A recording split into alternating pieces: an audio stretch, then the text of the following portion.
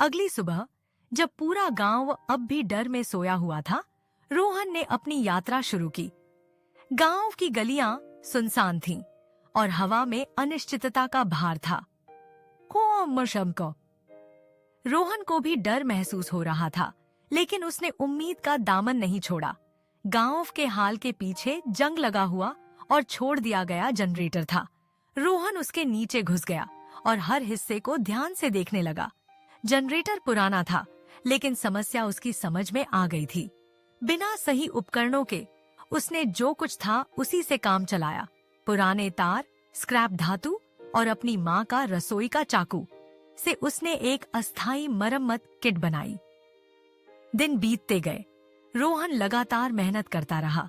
हर सुबह अपने माता पिता के जागने से पहले चुपचाप बाहर निकल जाता। उसके हाथ चोटिल हो गए थे, कपड़े गंदे हो गए थे, लेकिन उसने हार नहीं मानी। हर असफलता ने उसकी दृढ़ता को और बढ़ा दिया। एक रात जब वह काम कर रहा था तो एक धीमी आवाज आई। तुम क्या कर रहे हो? यह मीरा थी, गांव के बेकरी वाले की बेटी, जिसने रोहन को हर सुबह चुपचाप बाहर जाते हुए देखा था।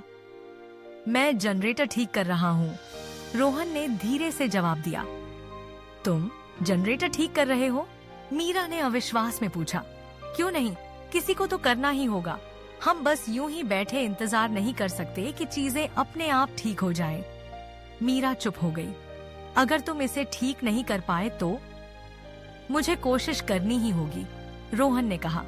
अगर मैं नहीं करूंगा तो और कौन करेगा?